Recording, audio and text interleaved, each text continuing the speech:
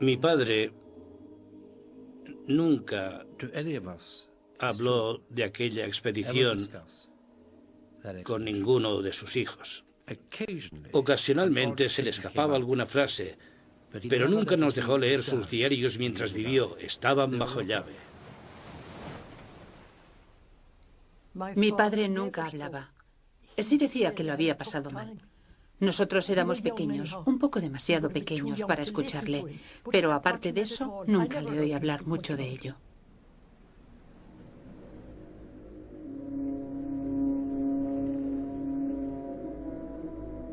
La expedición transantártica imperial de 1914, bajo el liderazgo del explorador polar Sir Ernest Shackleton, habría sido el último gran viaje de la heroica era de los descubrimientos.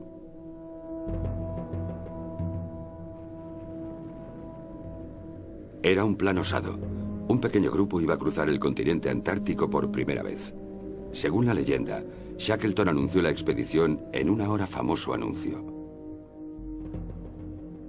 Se buscan hombres para viaje arriesgado, poco sueldo, mucho frío, largos meses de oscuridad total, peligro constante, regreso a salvo dudoso. Honor y reconocimiento en caso de éxito. Ernest Shackleton. Mi abuelo, el coronel Ordlis, siempre estaba buscando una oportunidad para hacer algo excepcional. Y un anuncio así debió ser una tentación para mi abuelo. No pudo resistirse.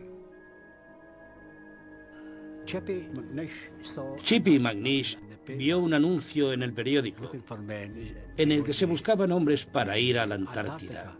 Y decía, quizá no regrese. En fin, él fue a informarse y se fue. 5.000 hombres, desde marineros a científicos formados en Cambridge, respondieron. Al igual que al mismo Ernest Shackleton, les empujaban esperanzas de aventura y de gloria. Cuando tenía 22 años, soñé que algún día iría a la región del hielo y la nieve y que avanzaría y avanzaría hasta llegar a uno de los polos de la Tierra.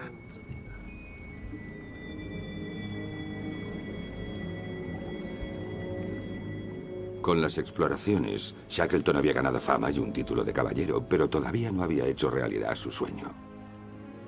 2 veces anteriores se había dispuesto a llegar al Polo Sur, y 2 veces había vuelto derrotado. Y finalmente se le adelantó el noruego Roald Amundsen.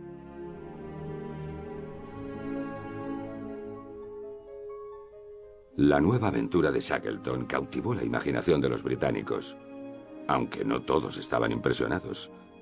El ministro de Marina Winston Churchill, por ejemplo, veía al famoso explorador como un simple aventurero y rechazó su último proyecto. «Ya se han derrochado suficientes vidas y dinero en esta estéril hazaña», escribió. «El polo ya ha sido descubierto. ¿De qué sirve otra expedición?». No obstante, en agosto de 1914, tras 7 frenéticos meses de preparativos, Shackleton y su tripulación de 27 hombres estaban listos para partir. Pero mientras su barco zarpaba, el mundo en que se había concebido el sueño de Shackleton se estaba derrumbando.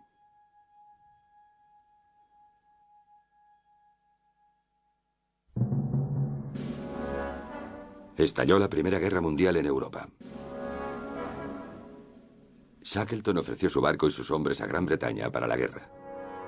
La Marina declinó la oferta con una sola palabra: procedan.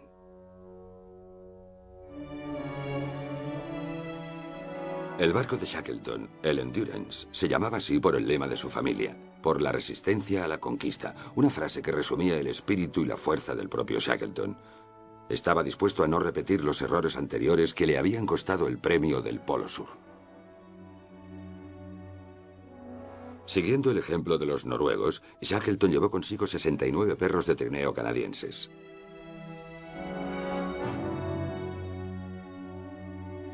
También se almacenarían provisiones de comida para el grupo de 6 hombres que harían en trineo el viaje de 2.400 kilómetros a través del continente antártico. El barco de Shackleton se acercaría a la Antártida desde las aguas cubiertas de hielo del poco conocido mar de Weddell. La entrada al mar era la isla de Georgia del Sur, el último puerto de escala del Endurance. Una avanzada de humanidad en medio de las inmensidades heladas, la isla albergaba un puñado de pequeñas comunidades balleneras dirigidas por hombres de las compañías. Un sacerdote local describió románticamente a estos balleneros como una abigarrada raza de antiguos nobles y otras criaturas caídas que ahora arrancan grasa o recogen aceite. Muchos, o la mayoría, están reñidos con la vida.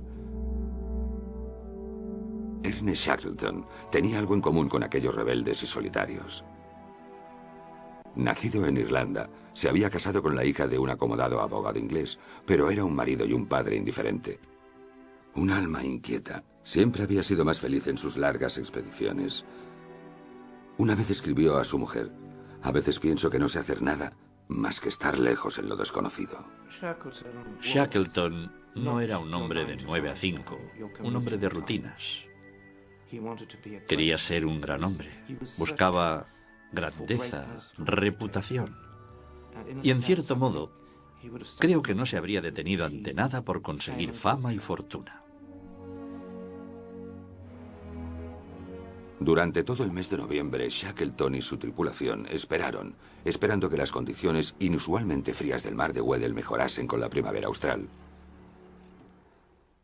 El fotógrafo de la expedición, Frank Harley, empezó su trabajo captando imágenes de animales exóticos para un ansioso público británico. La venta de derechos de las filmaciones y fotos habían sido cruciales para financiar la costosa aventura.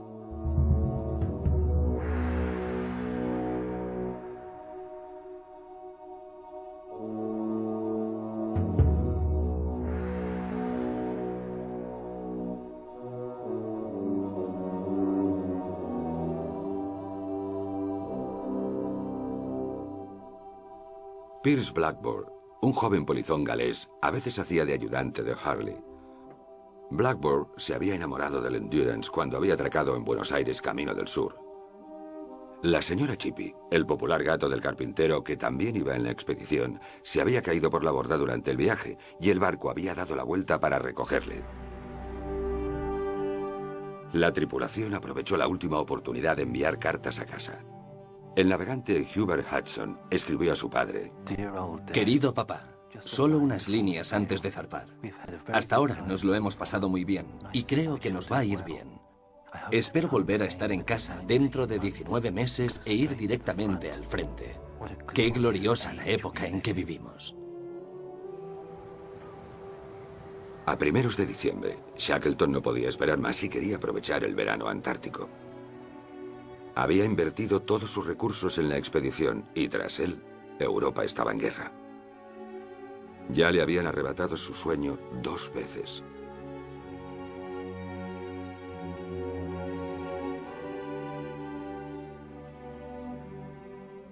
Entonces tenía 40 años y aquella era su última oportunidad. El 5 de diciembre de 1914, el Endurance abandonó la isla y se dirigió al sur.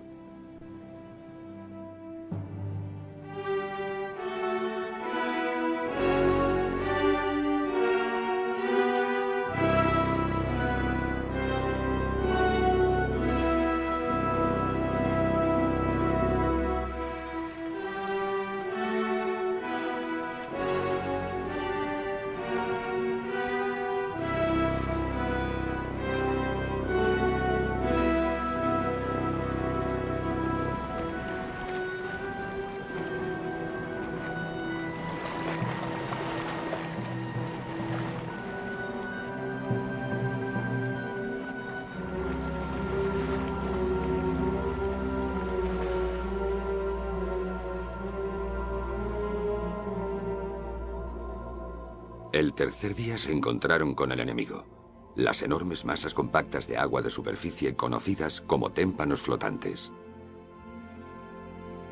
Los témpanos se extendían hasta el horizonte, separados solo por espacios de agua abierta conocidos como canales.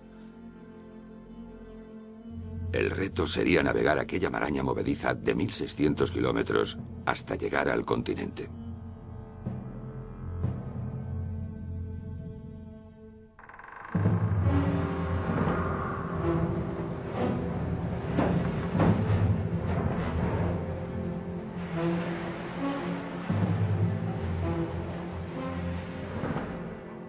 El doctor Alexander Maclan, un cirujano escocés y uno de los cuidadores de los perros, escribió sus observaciones del gran espíritu del capitán del barco, Frank Worsley. Worsley se especializó en arremeter y tengo la ligera sospecha de que a menudo se desviaba de la ruta para buscar un buen témpano contra el que arremeter para partirlo en dos. Le encantaba sentir el choque, la sacudida y la sensación cuando el hielo se rompía y pasábamos a través de él.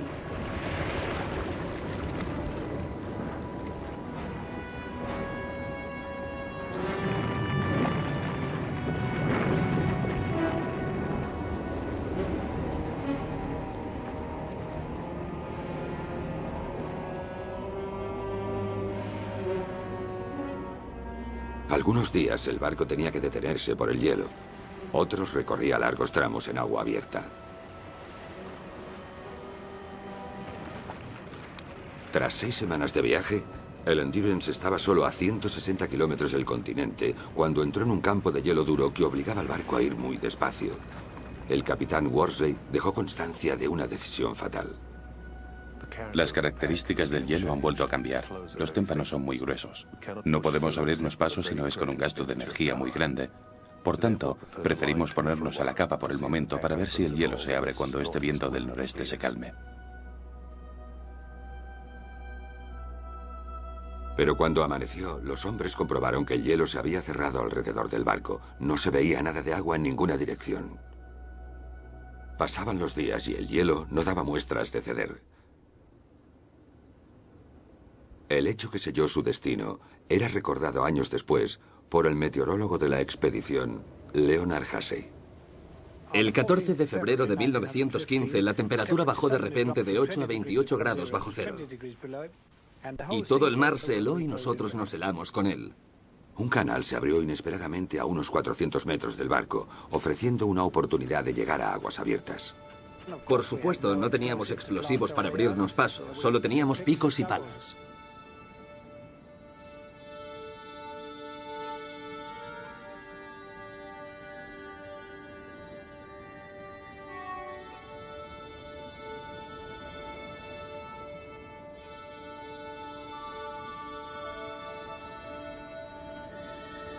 Durante 48 horas, los hombres atacaron el hielo.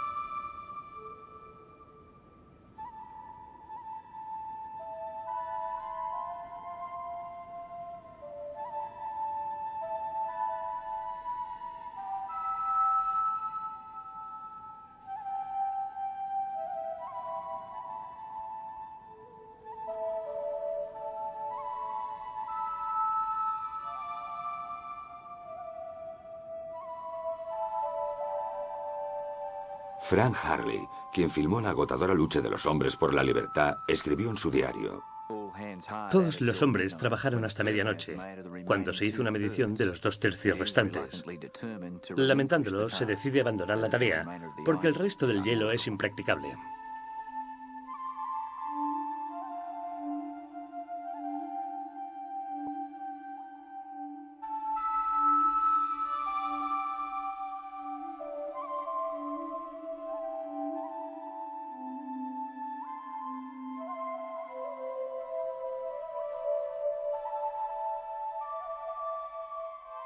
Estuvieron atrapados hasta la primavera, unos 7 meses después.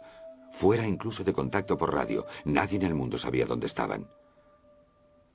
habían embarrancado a solo un día de navegación de su destino.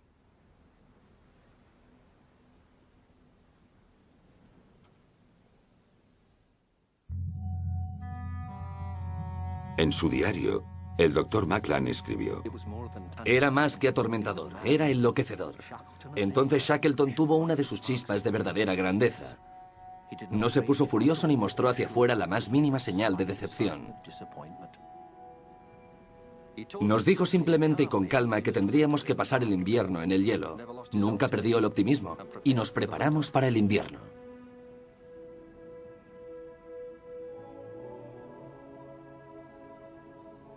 El optimismo era el centro de la personalidad de Ernest Shackleton. Conocido por todos como The Boss, el jefe, era un líder nato que desde su juventud estuvo empujado por una romántica búsqueda de aventura. A los 16 años había navegado como grumete. A los 24 recibió el título de capitán del servicio de la Marina Mercante. Poco después fue escogido como oficial en el primer viaje histórico de Robert Falcon Scott. Allí vio brotes de tensión entre hombres de diferentes personalidades y clases, juntos en espacios pequeños, y observó cómo se erosionaba la moral bajo el inadecuado liderazgo de Scott. Shackleton sabía que él podía hacerlo mejor.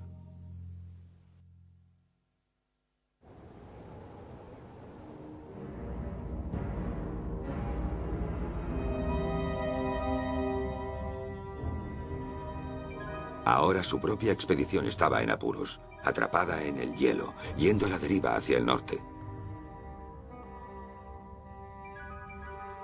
La tripulación estaba inquieta.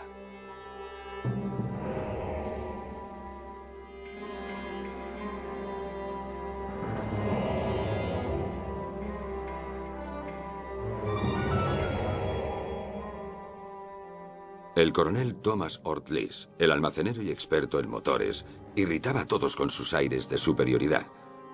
En una anotación característica de su diario observaba: Me he empeñado en sentarme en la misma mesa que el cuarto oficial y el carpintero, que es un perfecto cerdo en todos los sentidos. Pero lo he hecho para intentar acomodarme a ideas y modales menos refinados que los míos. Otros compartían su desagrado por la mezcla de clases diferentes. McNish, el carpintero, dedicaba unas cuantas palabras claras al superior experto en motores.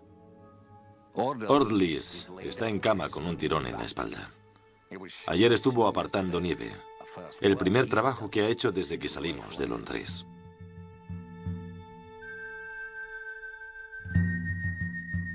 Shackleton insistía en que los hombres mantuvieran una rutina cotidiana estricta y controlaba minuciosamente su moral.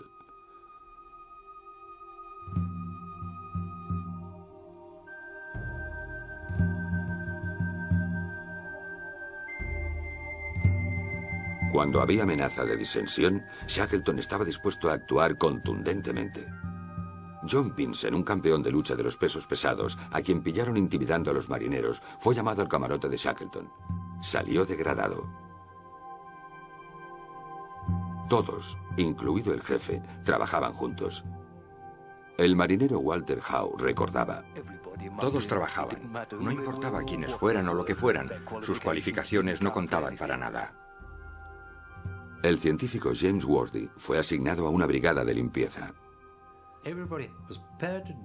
Todos estaban dispuestos a colaborar en lo que fuera, incluso en fregar el suelo, y creo que el mismo Shackleton, con su origen irlandés y su capacidad para comunicar y participar, hizo que todos sintieran que eran uno.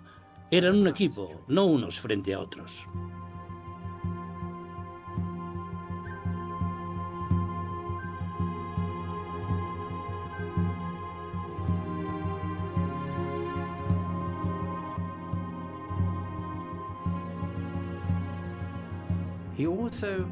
También comunicó a sus hombres que los anteponía al objetivo de la expedición. El objetivo era grande, pero ellos eran más importantes. El segundo en el mando, Frank Wild, había estado con Shackleton en 1909 cuando el Boss, al quedarse sin provisiones, renunció al polo para salvar a sus hombres de una muerte segura. Wild le había visto volver atrás estando a solo 156 kilómetros de la meta. Una noche, cuando ambos hombres estaban a punto de morir de hambre, Shackleton obligó a Wild a comer una galleta de sus escasas raciones propias. Wild escribió: Supongo que nadie más en el mundo puede darse cuenta de la generosidad y solidaridad que me mostró con ello. Yo sí. Por Dios que nunca lo olvidaré.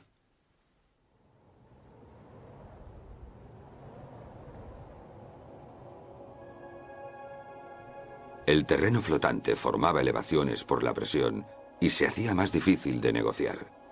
El hielo cubría todo su horizonte.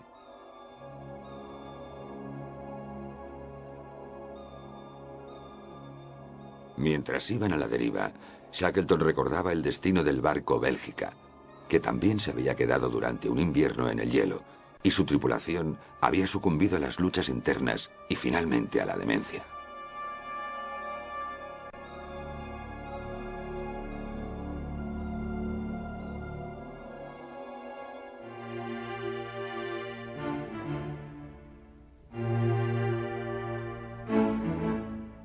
Los hombres recurrieron a los perros, que rápidamente se convirtieron en compañeros indispensables.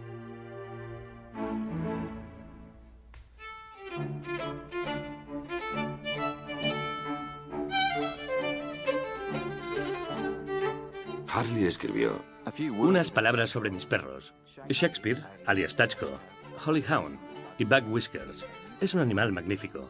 En cierto modo parece un perro pastor inglés. Es una criatura noble, de paso digno, maestro del equipo en combate y líder en sagacidad canina. Un buen líder encuentra la mejor ruta en terreno abrupto y duro. No permite peleas en el equipo, ni se entretiene con bufonadas caprichosas. Un equipo de 9 perros puede acarrear unos 500 kilos. Mi equipo es uno de los mejores.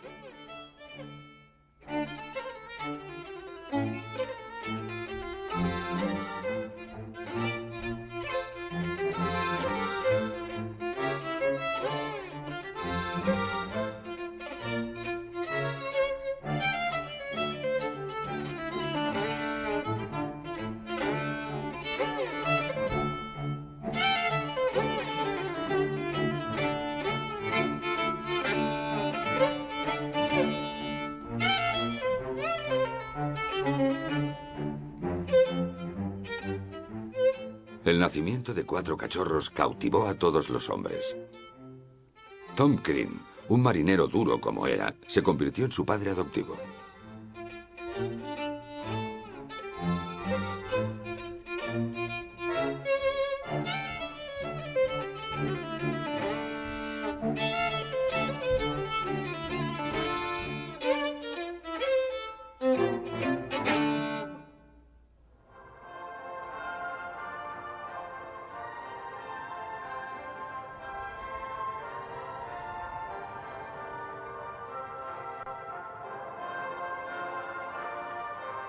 Los hombres pasaban los largos meses jugando al fútbol, con veladas teatrales,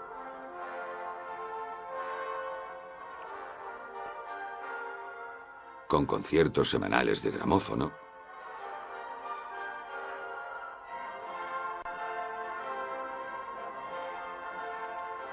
y un memorable torneo de corte de pelo. Macnish escribió: Parecemos presidiarios. Y ahora no estamos muy distanciados de esa vida. Pero aún esperamos volver a la civilización algún día.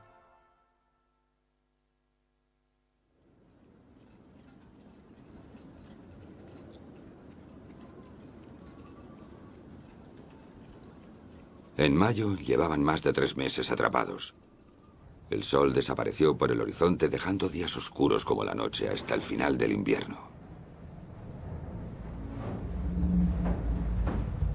Las provisiones para los trineos eran una mofa para la ambición de Shackleton y para los sueños de sus hombres.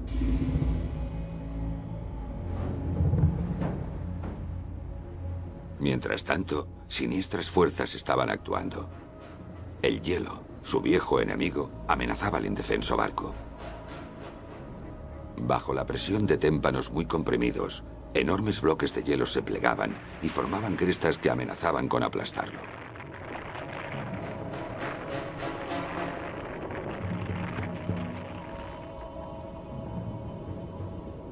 En julio, una ventisca azotaba el Endurance. Mientras el hielo crujía y empujaba, Shackleton daba vueltas en su camarote. El capitán Worsley recordaba. Me dijo, el barco no puede sobrevivir aquí, capitán. Es solo cuestión del tiempo. El hielo se queda lo que atrapa. El Endurance sobrevivió, pero mientras el invierno daba paso a la primavera, las embestidas continuaban.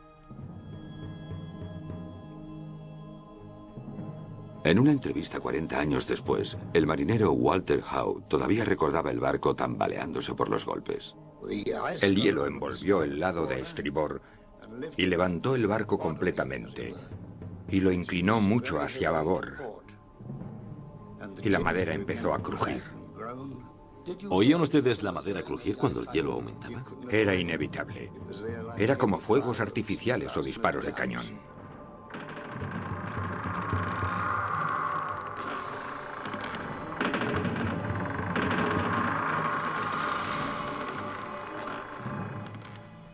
Juntos, Shackleton y White comprobaron los daños del hielo. Ortlies escribió: Sir Ernest debe haber sufrido una terrible ansiedad últimamente, aunque es tan inescrutable que nadie podría haber detectado nada inusual en su comportamiento. Sé con certeza que en 3 días no se acostó ni una vez. Y no creo que se desvistiera en 10 días. Los hombres trabajaban incansablemente para apartar el hielo del barco. Incluso el habitualmente estoico McNish estaba conmovido. Escribió: había momentos en que pensábamos que era imposible que el barco pudiera soportarlo. Todos hicimos un hato lo más pequeño posible con nuestras ropas de abrigo. Yo he puesto las fotos de mis seres queridos dentro de una Biblia. A finales de octubre, el hielo atacó con fuerza renovada, abriendo tablazones del lado de estribor. El agua inundó la bodega. Todos los hombres trabajaron con las bombas durante 3 días y noches para salvar el Endurance. Harley escribió: el barco cruje y se tambalea. Las ventanas se parten y las tablas de cubierta se agrietan y se tuercen. En medio de estas profundas e impresionantes fuerzas, nosotros somos la personificación total de la inutilidad indefensa.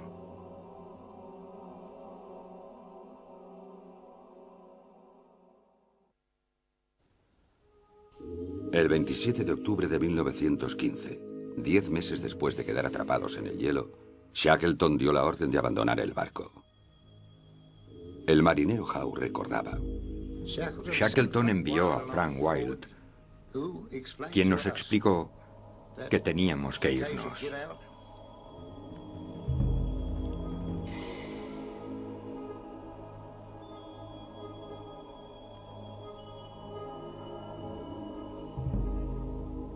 Con anterioridad, probablemente Sir Ernest había visto la luz roja y los trineos estaban cargados con el máximo de provisiones.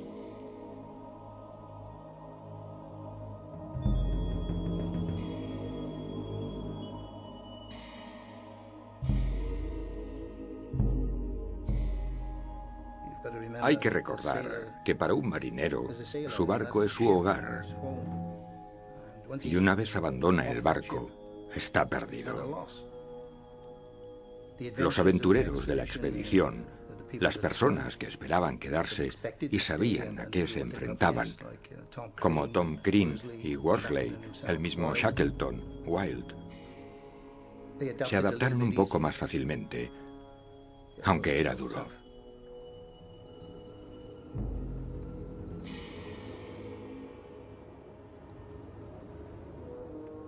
Les había quedado una fracción de sus provisiones originales y 3 de los 4 botes salvavidas del barco.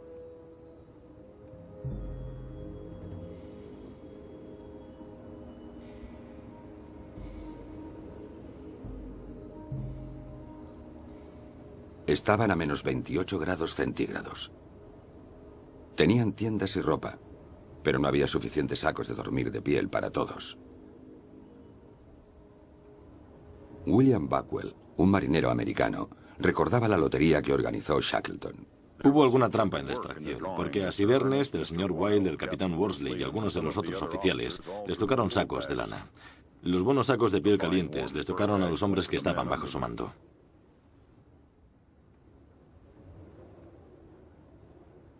En la fría mañana, Shackleton reunió a la compañía para explicarle su plan.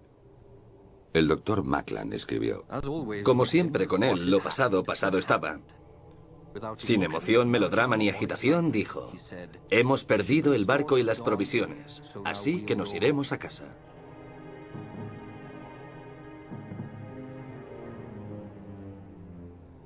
Aquella apariencia tranquila ocultaba la noche que había pasado Shackleton dando vueltas por el hielo solo. Los pensamientos que me venían a la cabeza en la oscuridad no eran alegres. La misión ahora era procurar la seguridad de los hombres, y para ello tengo que usar todos los conocimientos que me ha proporcionado mi experiencia en la Antártida. Nada puede hundir más a un hombre que ver sus sueños derrumbarse. Pero por otro lado, él se dio cuenta de que si una meta había desaparecido, tenía otra.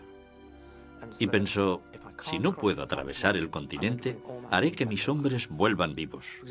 Porque no hay que olvidar que las exploraciones polares estaban llenas de cadáveres. Aquel deseo, que era un deseo fanático de volver con sus hombres vivos, aquello se convirtió en la fuerza motriz. Era lo único que le importaba. Ese cambio de intentar obtener lo que te has propuesto a reponerte de la derrota es un esfuerzo que ha hundido a muchos hombres, pero no hundió a Shackleton.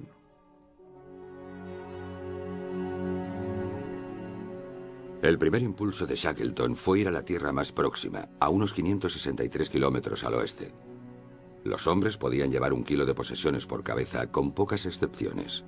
A Hussey se le permitió llevar su banjo, al que Shackleton llamaba medicina mental vital. Pero no podía haber más bocas que alimentar. Por orden de Shackleton, 3 cachorros y la señora Chippy fueron sacrificados. Estoy seguro de que lo correcto es intentar andar. Si logramos hacer 8 u 11 kilómetros al día, nuestras probabilidades de llegar al lugar seguro aumentarán enormemente. Será mucho mejor para los hombres sentir que van camino de tierra que sentarse y esperar. Pero tras 3 días de dura marcha, aún estaban a vista del barco. La marcha hacia tierra había resultado inútil. Ahora no quedaba más que hacer que observar y esperar.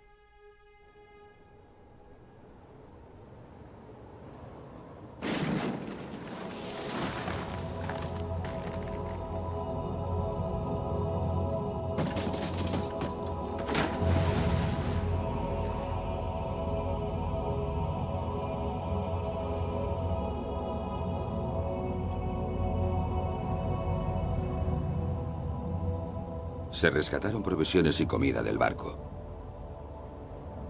Los hombres recorrían su cubierta rota, recuperando lo que podían, y lo llevaban al campamento. Frank Harley hizo una operación de rescate a su cuarto oscuro sumergido. Escribió: durante el día pasé por las gruesas paredes del refrigerador para recuperar los negativos que estaban guardados allí.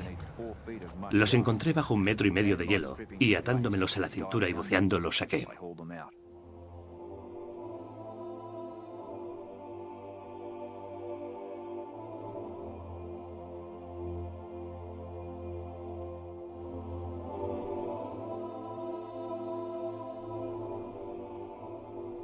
Juntos, Shackleton y él seleccionaron 120 negativos y los sellaron en latas de estaño.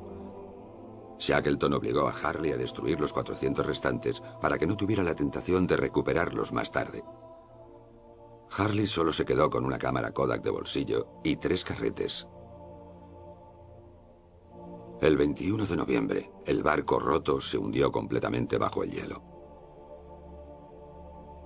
Shackleton escribió simplemente: a las 5 de la tarde se hundió. No puedo escribir sobre ello.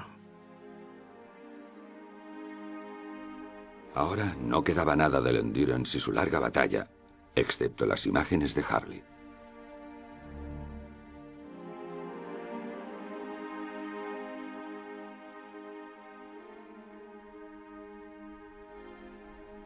Cuando el barco se hundió, mi abuelo, lo sé, se sintió enfermo.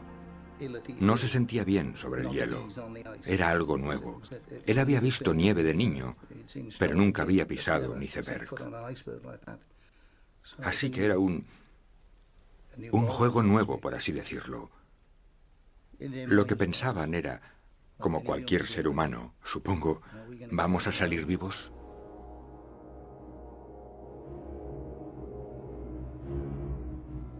La deriva del hielo había arrastrado a los hombres 2090 kilómetros desde que habían quedado atrapados. Ahora esperaban que la misma deriva les llevase a tierra. Si no, iban rumbo a mar abierto.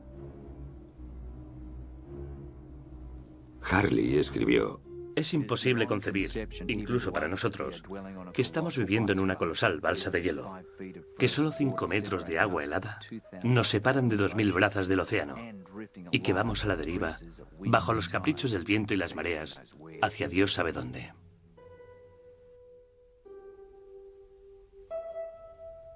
Usaron madera del barco para construir un nuevo hogar, el campamento Océano. El timón se convirtió en el nuevo fogón. Harley convirtió ingeniosamente parte de la caldera del barco en una estufa y usaban piel de pingüino y grasa de foca como combustible. Se estableció una rutina cotidiana. Cazar pingüinos y focas se convirtió en la actividad principal.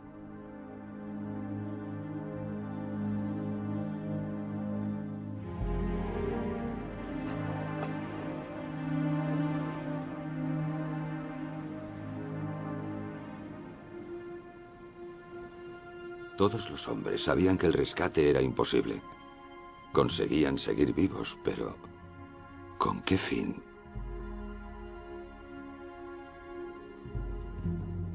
Lo pasaron bastante mal en el hielo. Pero dicho eso, al final, en todo momento, el enemigo de Shackleton no era el hielo, sino sus propios hombres, en el sentido de que era su moral. Aquello era el enemigo. Tenía que impedir que su moral se hundiera. El hielo no era nada. Todos podemos enfrentarnos al hielo, pero enfrentarse al espíritu humano es muy difícil.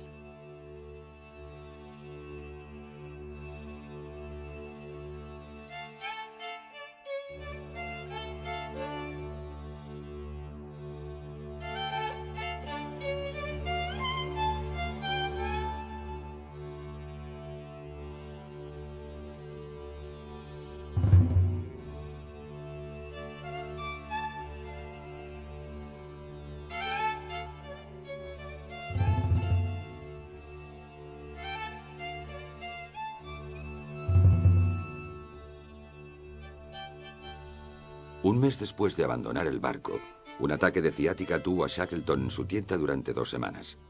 Al salir de su confinamiento forzoso, tomó la sorprendente decisión de intentar una segunda marcha hacia tierra. En su diario relataba: una brisa de esperanza agradable recorrió el campo cuando lo anuncié. Nada estaba más lejos de la verdad.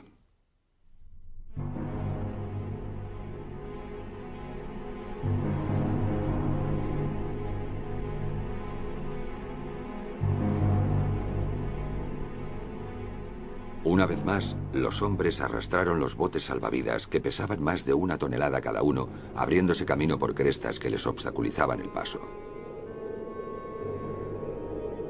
Había momentos en que andaban con la nieve hasta las rodillas.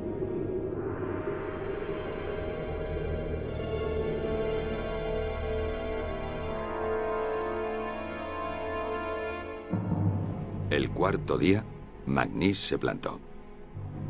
Con anterioridad, el carpintero había propuesto construir una balandra con los restos del Endurance. Shackleton había rechazado el plan. Ahora McNish se rebelaba abiertamente y se negaba a continuar. Su deber de obedecer órdenes, afirmaba, había terminado con el abandono del barco.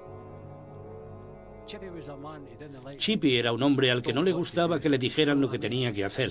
¿Sabe lo que quiero decir? Era claro y sincero. Si no le gustaba una cosa, te lo decía. Él era esa clase de hombre. La autoridad no significaba nada para él. Shackleton reunió a los hombres y leyó los artículos del barco, confirmando rotundamente su mando. A pesar de la pérdida del barco, anunció, todos los hombres recibirían su salario hasta que llegasen a puerto.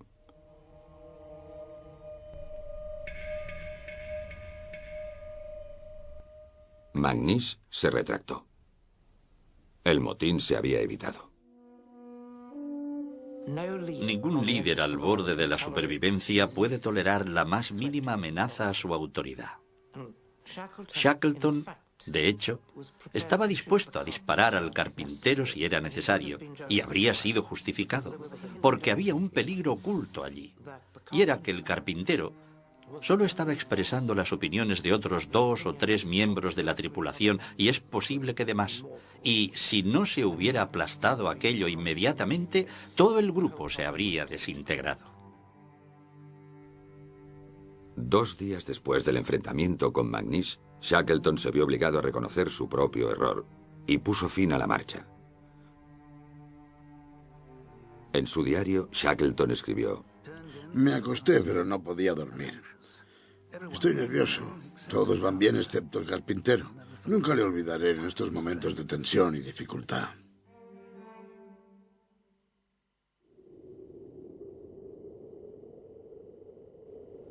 Shackleton había sofocado la rebelión, pero no podía aplacar todas las dudas que amenazaban con erosionar su autoridad.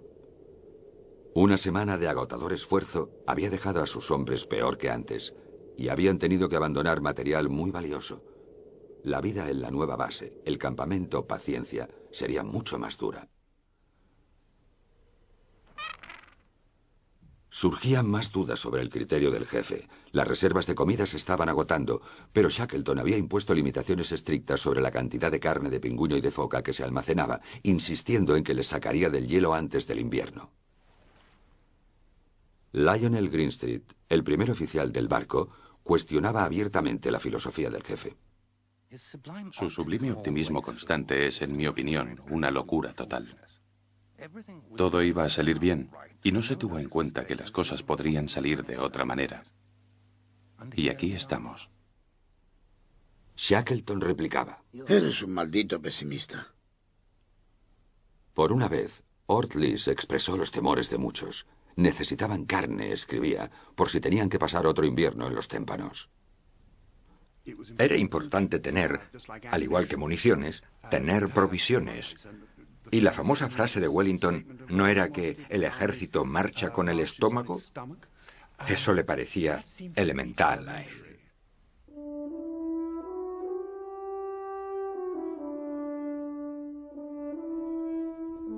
Al final, fue la opinión del jefe la que se impuso. La gran característica de Shackleton era la capacidad para atraer lealtad, incluso contra el mejor criterio de sus hombres. Y eso tiene que depender de alguna fuerza del carácter, alguna llama que arde dentro de un hombre. La caza escaseaba. No había comida para los perros. Shackleton dio a Wilde la ingrata orden de matar a algunos equipos de perros. Harley rindió su último homenaje a su viejo compañero. Salve, viejo amigo Shakespeare. Siempre te recordaré. Intrépido, fiel y diligente.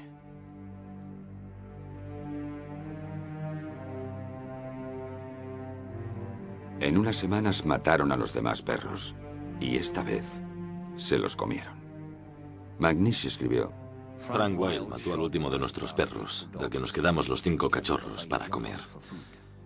Su carne es como un manjar tras habernos alimentado tanto tiempo con carne de foca, y estos últimos 14 días, casi con nada.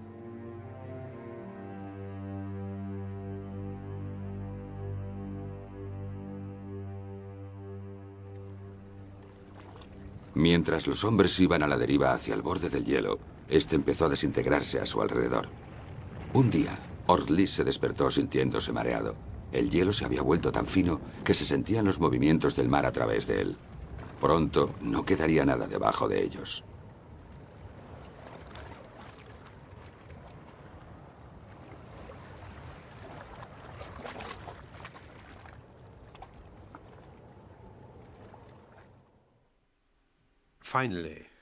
Finalmente, Shackleton pensó que tenían que subirse a las barcas y buscar una isla para escapar del hielo.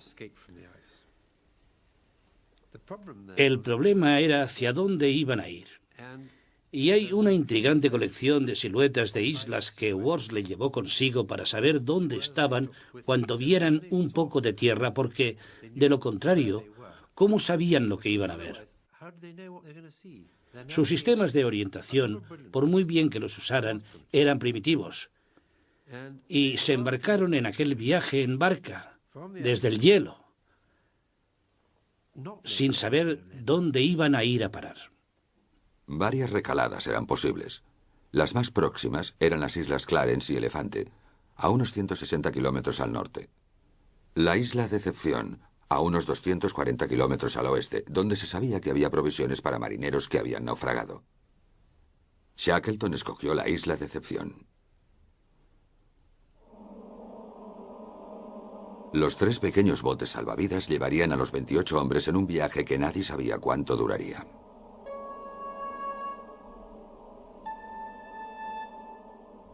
El marinero William Backwell recordaba el histórico día de la partida. Nuestro primer día en el agua fue uno de los más fríos y peligrosos de la expedición. El hielo se movía mucho. Era muy difícil mantener los botes en los canales abiertos. Muchas veces nos salvamos por poco de ser aplastados cuando se juntaban las grandes masas de hielo.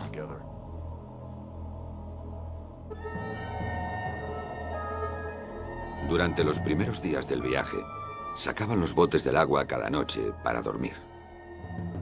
Sin la cámara de cine y con pocos carretes fotográficos, sería el artista de la expedición, George Marston, quien dejaría constancia de sus pocos sólidos campamentos sobre el hielo a la deriva. Leonard Hussey y Walter Howe recordaban la noche en que se produjo el desastre. Íbamos a la deriva sobre un trozo de hielo. Teníamos frío, estábamos helados. Era una noche totalmente oscura y el hielo se abrió justo debajo de la tienda. Estábamos 8 allí. Un pobre chico llamado Holness cayó al agua con su saco de dormir. Shackleton miró por la grieta y vio un hombre flotando dentro de su saco de dormir. Shackleton cogió a Holness y lo subió al hielo con su saco, sabiendo que solo podría sobrevivir unos minutos en el agua helada. Segundos después, el hielo volvió a juntarse con una fuerza tremenda. Recuerdo que Shackleton le dijo a Holness: ¿Estás bien? Sí, señor, le contestó. Estoy bien. Lo único que lamento es que mi maldito tabaco se ha quedado ahí abajo.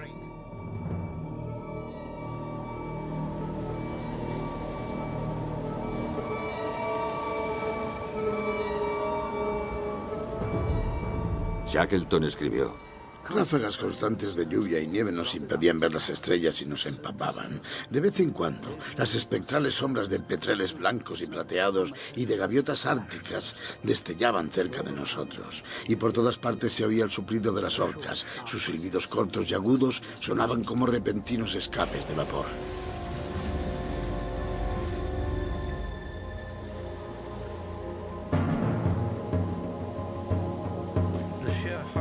Solo dureza de remar.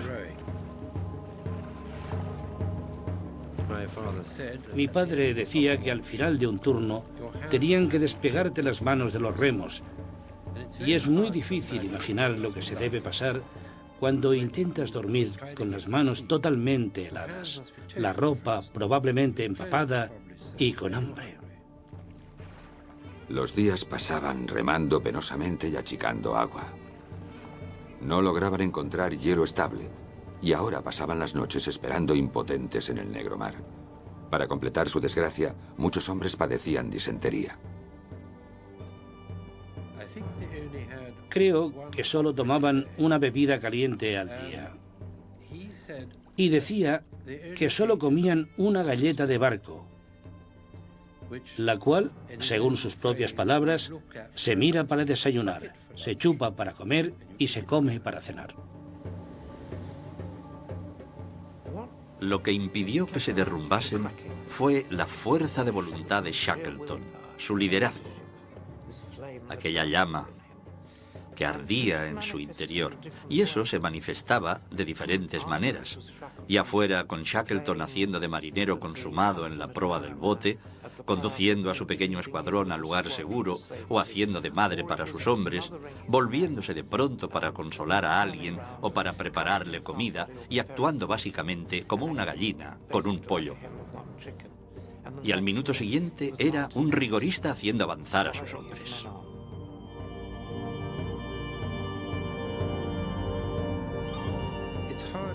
Es difícil imaginarlo, pero probablemente veían cosas de gran belleza en aquel viaje.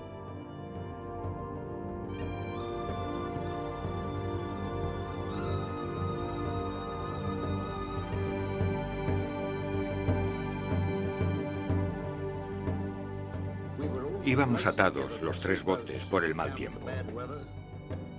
Y durante la noche, varias ballenas, no sé de qué especie, soplaban cerca de nosotros.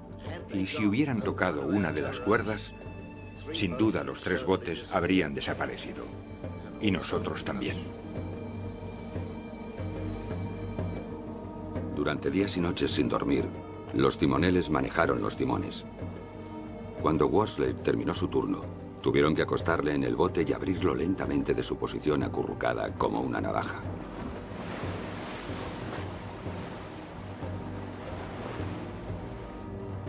Vencidos por la desgracia y el miedo, algunos hombres se derrumbaban y lloraban. Ahora Shackleton sabía que tenía que llegar a tierra a toda costa. Cambiaron de rumbo y se dirigieron a la isla Elefante. La noche del 6º día, los cielos se oscurecieron al noroeste y se desató una galerna. Inundado de agua, uno de los botes corría peligro de hundirse. Ord-Lys, que hasta entonces se había negado a remar, reaccionó ante la crisis y achicó agua para salvar a sus compañeros. Mi abuelo fue siempre un hombre que quería hacer una hazaña. Remando es imposible hacer una hazaña. Todos están en el mismo remo haciendo lo mismo. Achicar agua, salvar la vida de todos. Aquello era como un regalo del cielo para mi abuelo, porque todos sabrían que había estado en pie toda la noche achicando agua. O sea, los caballeros no reman, pero hacen todo lo necesario para salvar vidas.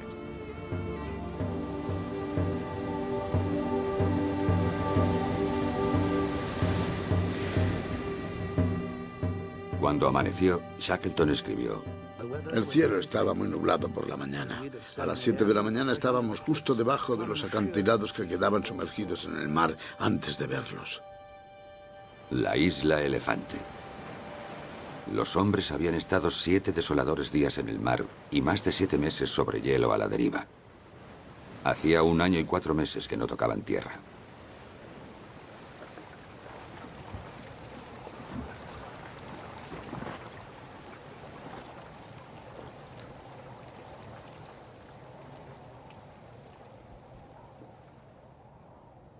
Con los dedos congelados, Harley describía el desembarco.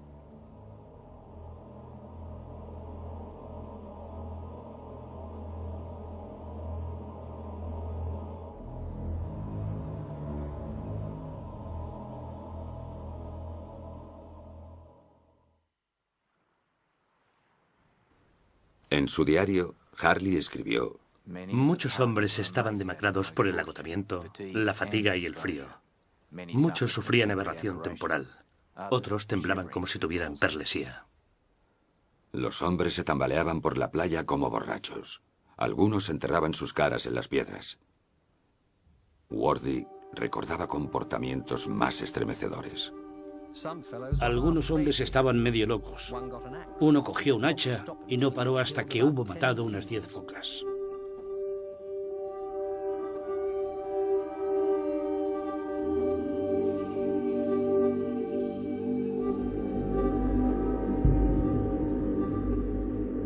Shackleton ordenó que se preparase comida. Era la primera comida caliente en 3 días.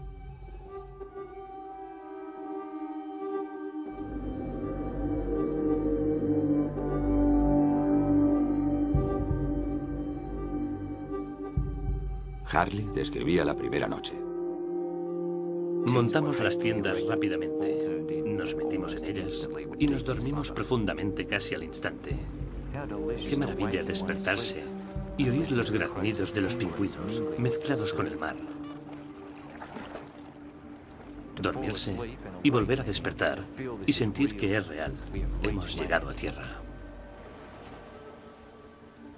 La tierra a la que habían llegado era una franja de playa baja que no ofrecía protección.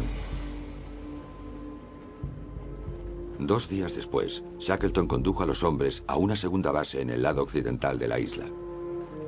El nuevo acampamiento se llamó Cabo Wild por Frank Wild. Para los marineros era el maldito Cabo Wild. Los botes llegaron a tierra entre lluvia y aguanieve. Por la noche se desató una galerna que hizo trizas una de las tiendas y se llevó material al mar. Los hombres se metieron debajo de los botes para refugiarse y temblaban bajo sus impermeables mientras el viento amontonaba nieve sobre ellos. La ventisca duró 5 días.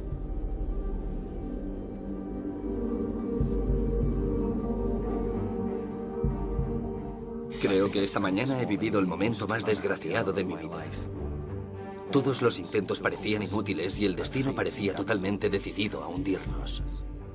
Los hombres sentados maldecían, no en voz alta, pero con una intensidad que mostraba su odio por esta isla en la que buscábamos refugio.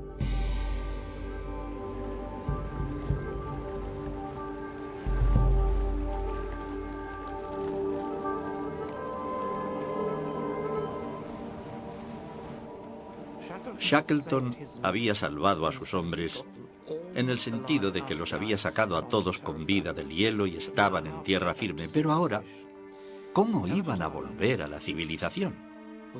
La isla Elefante estaba fuera de toda ruta marítima concebible.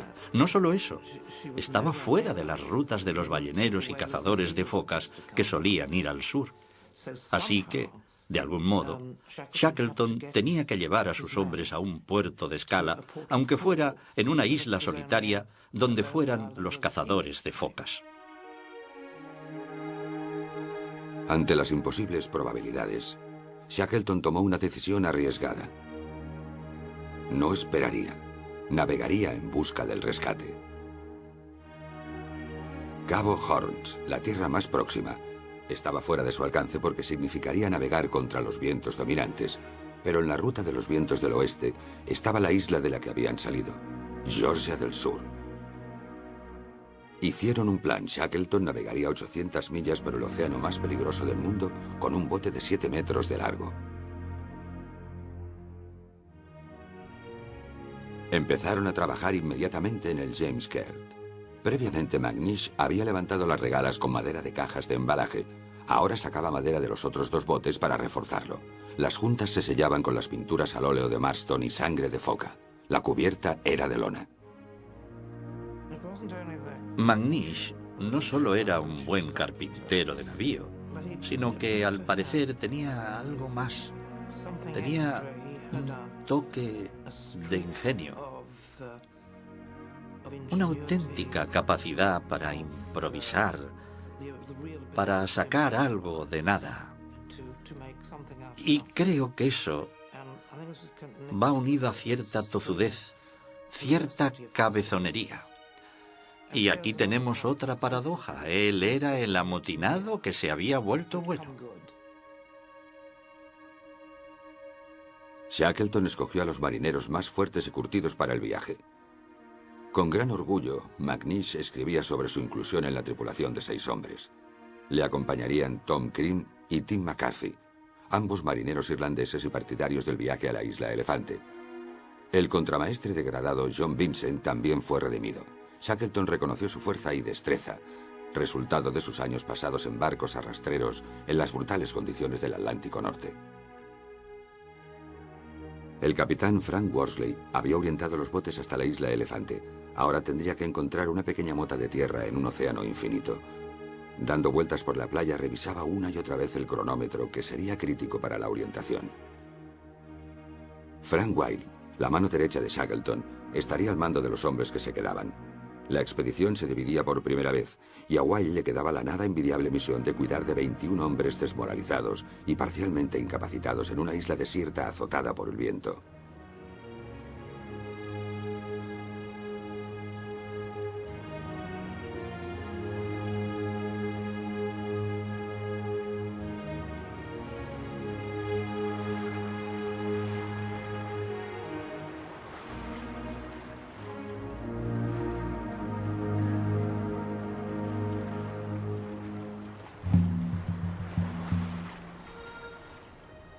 El 22 de abril de 1916, McNish terminó su trabajo y el cielo se despejó.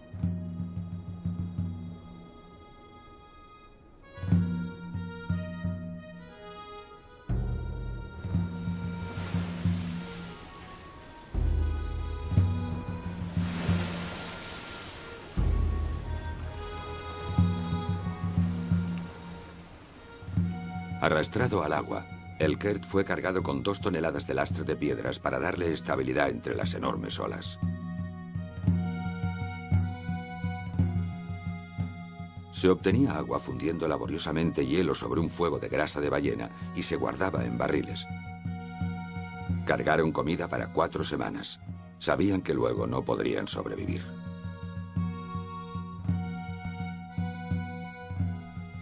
Desde el fondo de la playa, Harley captó el momento de la partida, con los hombres que se quedaban animando valientemente al Kert en su viaje. A bordo del Kert, Worsley reflexionaba. Los hombres que se quedaban formaban un grupo patético. Mientras pensaban que les veíamos, mantuvieron una apariencia maravillosa de ánimo y optimismo.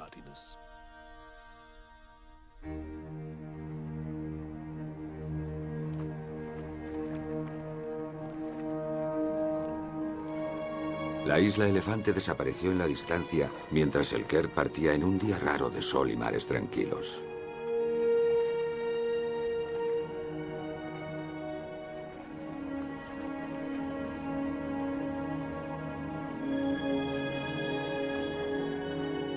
El Kert pronto encontró aguas más bravas. El segundo día, las condiciones meteorológicas eran severas y el agua empezó a caer a cántaros en el pequeño bote.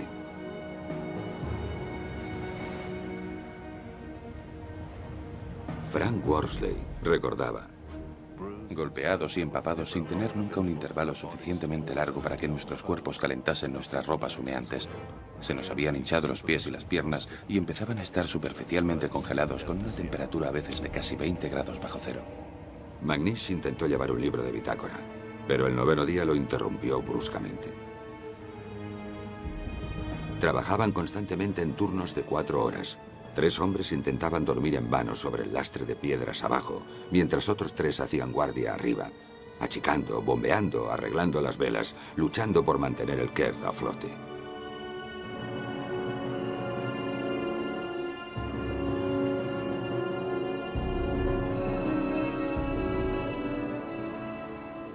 Estaban en una pequeña barca de remos de 7 metros y la altura de las olas era absolutamente impresionante. Había unas olas increíbles, olas que hoy en día se definirían como olas no negociables, en las que vas hacia la cresta y puede que ni llegues a la cresta y vuelves a caer. Por tanto, fue un extraordinario viaje de supervivencia.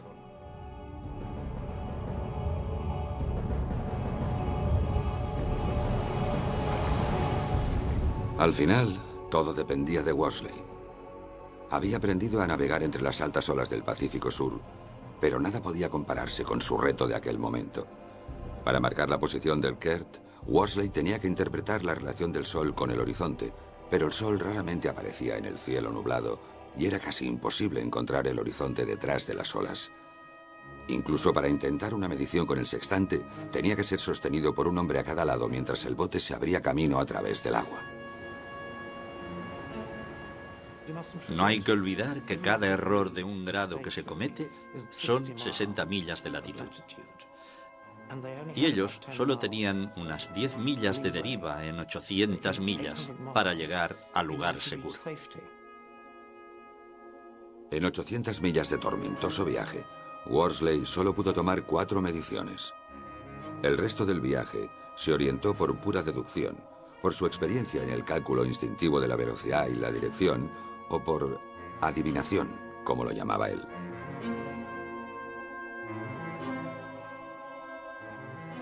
El 10º día, Worsley creía que habían recorrido poco más de la mitad del camino.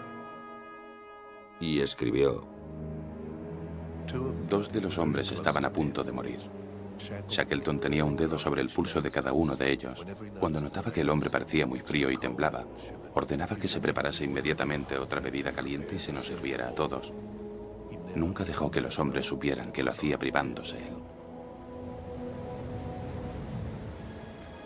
Vincent se desgarró el labio superior con una taza de metal helada.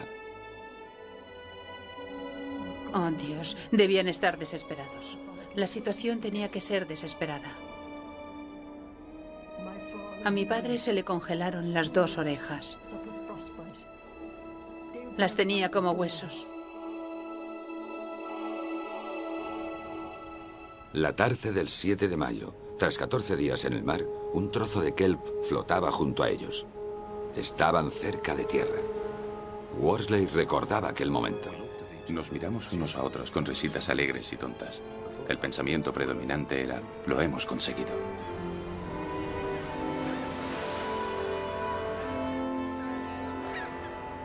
Tras divisar tierra, nuevas dificultades surgieron para poner a prueba sus límites. Un viento les empujó peligrosamente cerca de los acantilados de la isla. El viento pronto adquirió la fuerza de un huracán que descendía sobre ellos desde el oscuro cielo. Entonces fue cuando Worsley salvó la situación, porque entendía cómo funcionaba un barco de vela e hizo un milagro. Con una barca de fondo redondo, construida para ir a la deriva, no para navegar con el viento, de alguna manera se alejó de la costa tomando el viento. El huracán sopló durante 9 horas.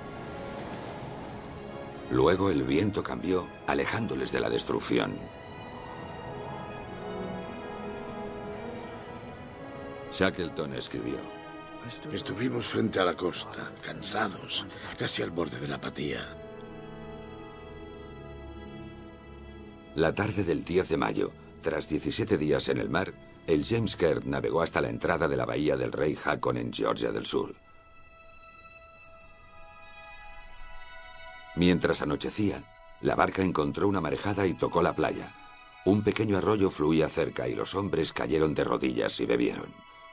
Uno de los más grandes viajes en barca de la historia marítima moderna había terminado.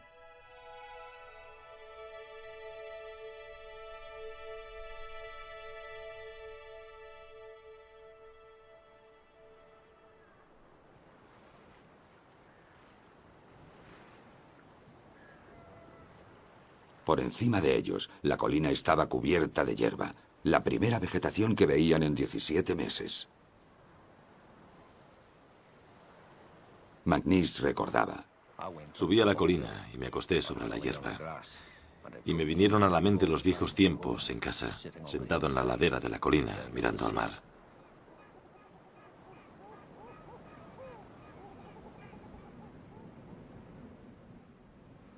De pronto, volver a casa, el rescate, parecía posible. Solo había una pega. Los puestos balleneros estaban al otro lado de la isla. Ni la tripulación ni el barco estaban en condiciones de afrontar otro viaje por mar. Tendrían que cruzar la isla a pie. Fue un terrible contratiempo. Creo que la mayoría de hombres, en aquellas circunstancias, sin el liderazgo de Shackleton, se habrían derrumbado moralmente allí y no habrían sobrevivido.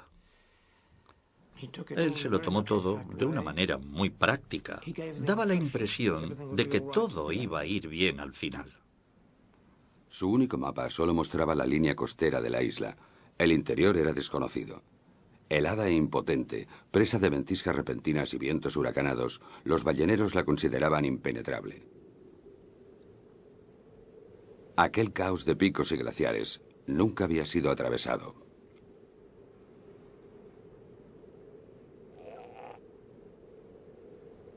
Acababan de sobrevivir 17 días en el mar y aún tenían los pies entumecidos por la congelación, pero si querían ser rescatados, tenían que llegar al otro lado.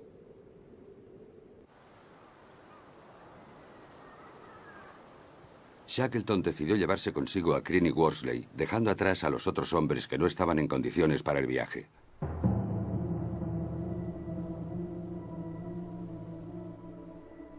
Usando tornillos de la barca, McNeish improvisó botas para escalar. La helada de la noche endurecería la nieve y sería más fácil cruzarla. Pero no podrían detenerse porque sucumbirían al frío. Tenían que hacer una carrera por la vida de sus compañeros.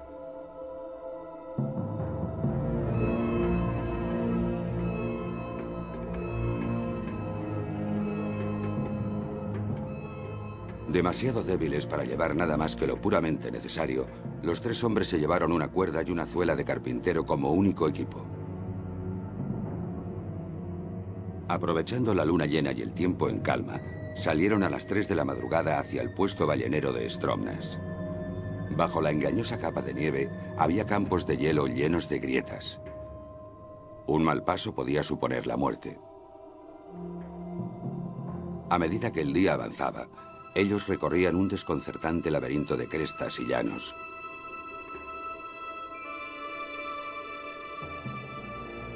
Una y otra vez ascendían a una cumbre solo para encontrar un precipicio al otro lado.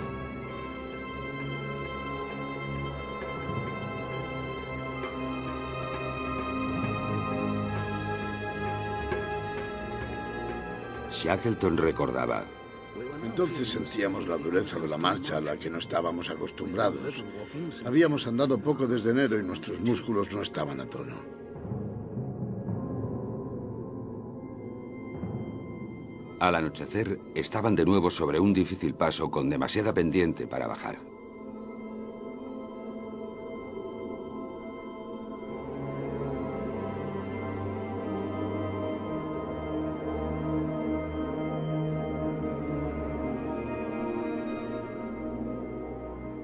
Era de la máxima importancia para nosotros bajar hasta el siguiente valle antes de que anocheciera. La temperatura nocturna a aquella altura sería muy baja. No teníamos sacos de dormir. Worsley escribió: Shackleton dijo: tenemos que arriesgarnos. ¿Estás conmigo? Nos deslizaremos. Enrollaron la cuerda formando una almohadilla y se sentaron y se lanzaron sin saber qué rocas o hielo cortante habría en su camino. Parecía que nos habíamos lanzado al espacio. De pronto sentí una sensación grata y supe que me estaba riendo.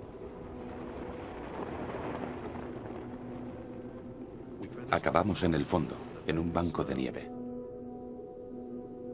Nos levantamos y nos dimos la mano solemnemente.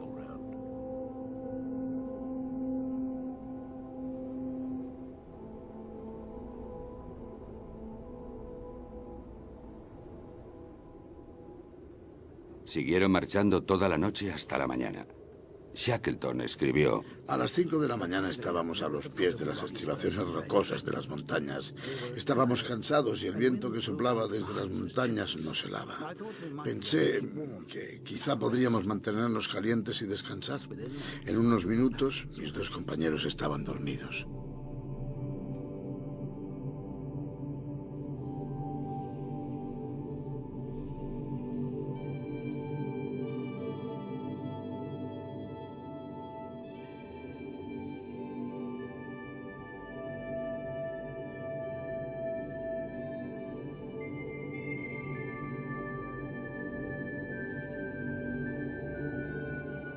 Me di cuenta de que sería desastroso si nos dormíamos todos a la vez, porque en esas condiciones del sueño se pasa la muerte. Al cabo de 5 minutos hice que se despertasen. Les dije que habían dormido media hora y volvimos a caminar.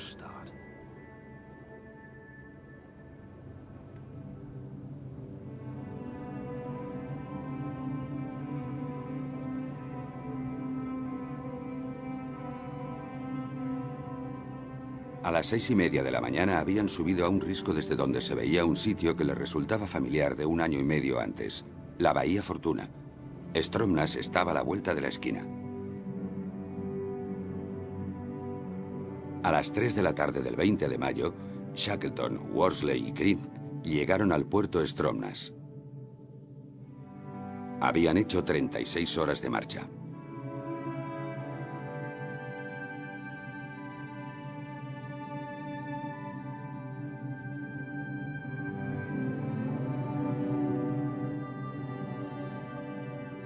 Llamaron a la puerta de la casa de Thorald Shorley, el jefe del puesto. ¿Quiénes demonios son ustedes?, se dice que preguntó Shorley. Me llamo Shackleton, fue la respuesta. El jefe del puesto no podía reconocerles porque estaban sucios, demacrados, estaban tiznados por el tiempo que habían pasado junto a fuegos de grasa. Tenían la ropa sucia, el pelo largo, parecían hombres que volvían de la muerte.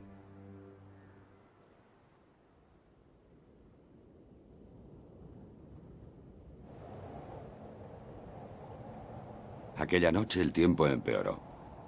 Acostado en la cama en la casa del jefe, Shackleton escuchaba la nieve que chocaba contra la ventana. Si les hubiese pillado una ventisca, nada podría haberles salvado. Años después, Shackleton hacía una narración mística de la travesía de Georgia del Sur. Durante aquella larga y dura marcha de 36 horas por las montañas y glaciares sin nombre de Georgia del Sur, a menudo me parecía que éramos 4, no 3. No les dije nada a mis compañeros, pero después Worsley me dijo: «Boss, he tenido la curiosa sensación de que había otra persona con nosotros».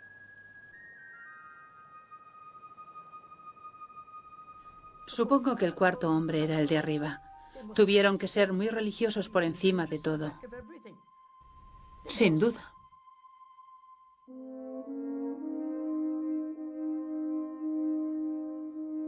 Tres días después de llegar a Stromness, Shackleton, Worsley y Crean salieron hacia la isla Elefante en un barco prestado. Sus 3 compañeros de la bahía del rey Haakon fueron enviados a casa. A 60 millas de la isla, el barco de rescate fue detenido por su viejo enemigo, el hielo. No podían hacer nada más que volver atrás. Durante los 4 meses siguientes, Shackleton hizo intentos cada vez más frenéticos por llegar a sus hombres de la isla Elefante.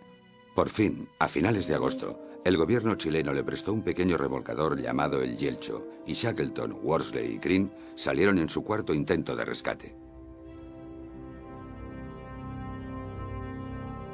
Isla Elefante. El equipo de rescate llevaba al menos 10 semanas de retraso.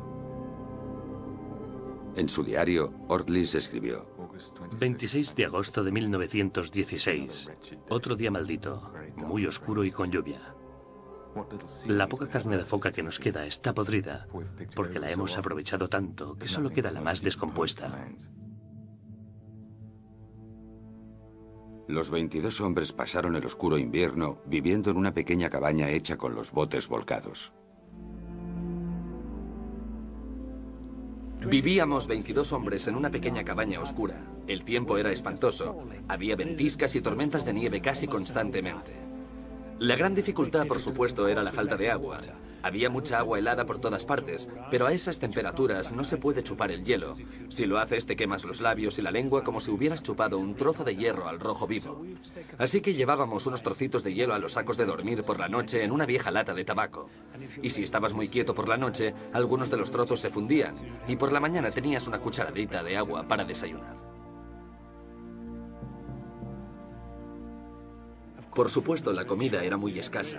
Teníamos muy poca, excepto un poco de foca y pingüino cuando venían.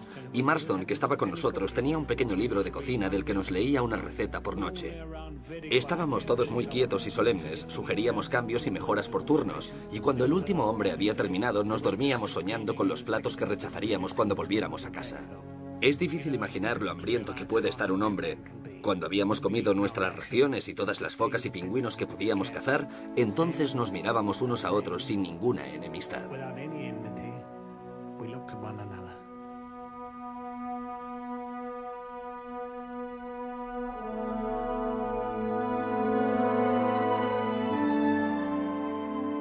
Cada día Wilde levantaba a los hombres con el grito: «Levantaos y recoged, el boss podría venir hoy».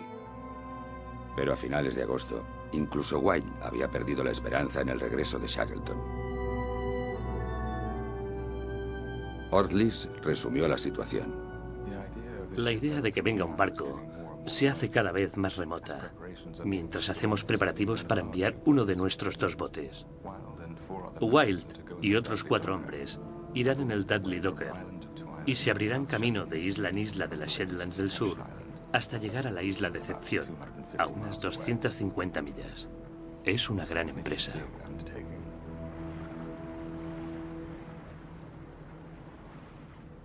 El 30 de agosto de 1916, los hombres estaban reunidos en su cabaña comiendo espinazo de foca hervido.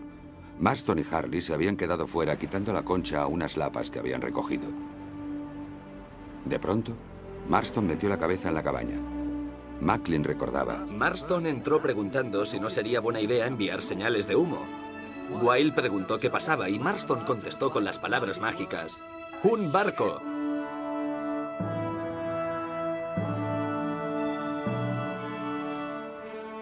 Desde la cubierta del Yelcho, Shackleton recorría Cabo Wilde con los binoculares contando las figuras que salían de la cabaña a la playa.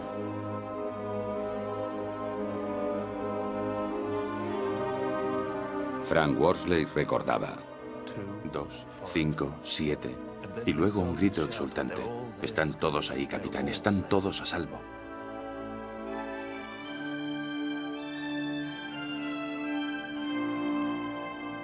Crean se unió a nosotros y éramos todos incapaces de hablar.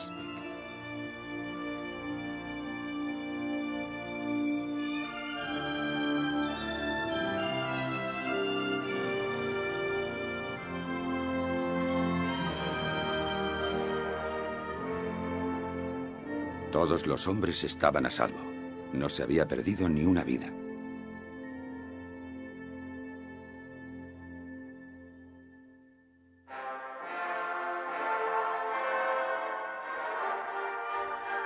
Shackleton recibió una entusiasta bienvenida en Punta Arenas. Aunque Alemania estaba en guerra con Gran Bretaña, la comunidad alemana hizo banderas para celebrarlo.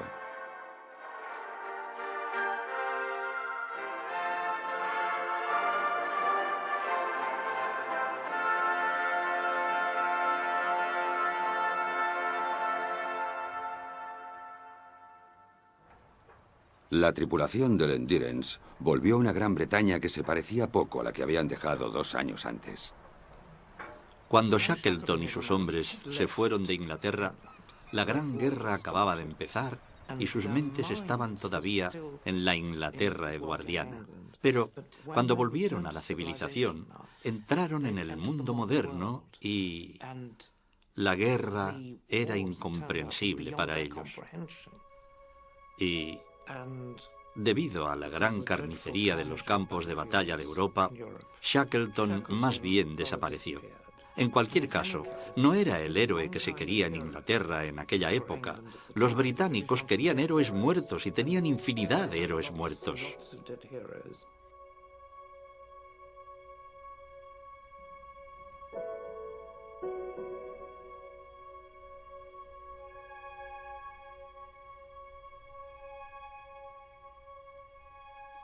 Sospecho que en 1918 la muerte de tantas personas en las trincheras, en la guerra, les hizo sentir que ellos habían sido, casi se podría decir que cobardes, que habían evitado 2 años de guerra y tenían la suerte de estar vivos. La mayoría de hombres fueron a la guerra tras su regreso. Frank Harley fue a fotografiar la guerra en las trincheras. Tim McCarthy moriría en el mar 6 semanas después de alistarse.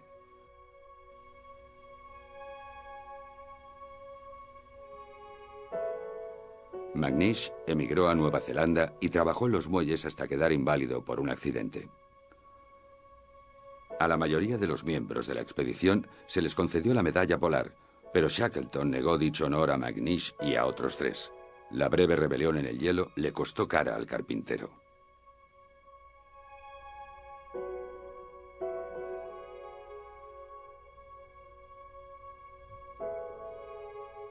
Como Shackleton sabía, la expedición del Endurance había sido su última oportunidad de alcanzar la gloria.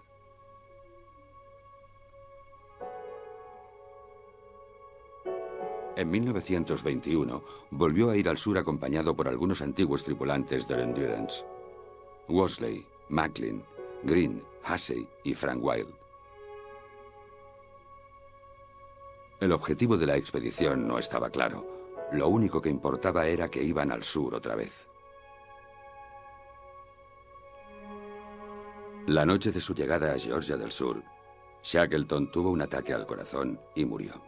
Aún no tenía 48 años.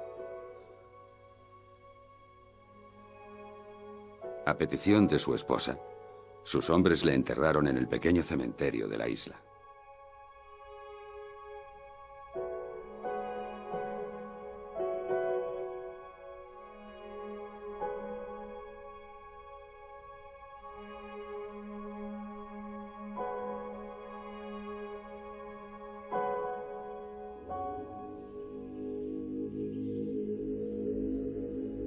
Los hombres de Shackleton siguieron con su incierta expedición sin él. Por el camino visitaron un lugar que pensaban que nunca volverían a ver: Isla Elefante. El fotógrafo de la expedición dejó constancia de su visita.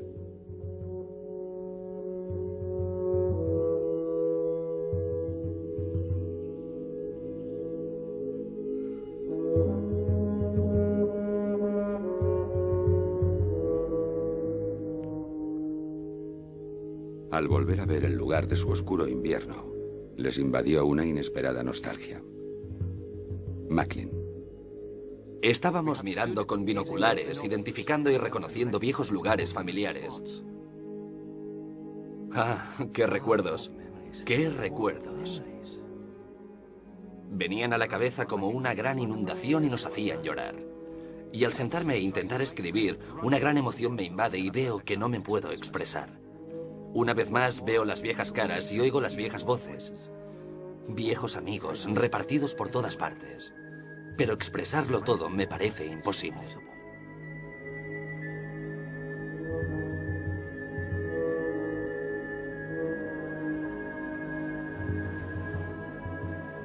Los sentimientos de Shackleton sobre la expedición del Endurance quedó expresado en su diario. Habíamos visto a Dios en sus esplendores, oído el eco de la naturaleza. Habíamos llegado al alma desnuda del hombre.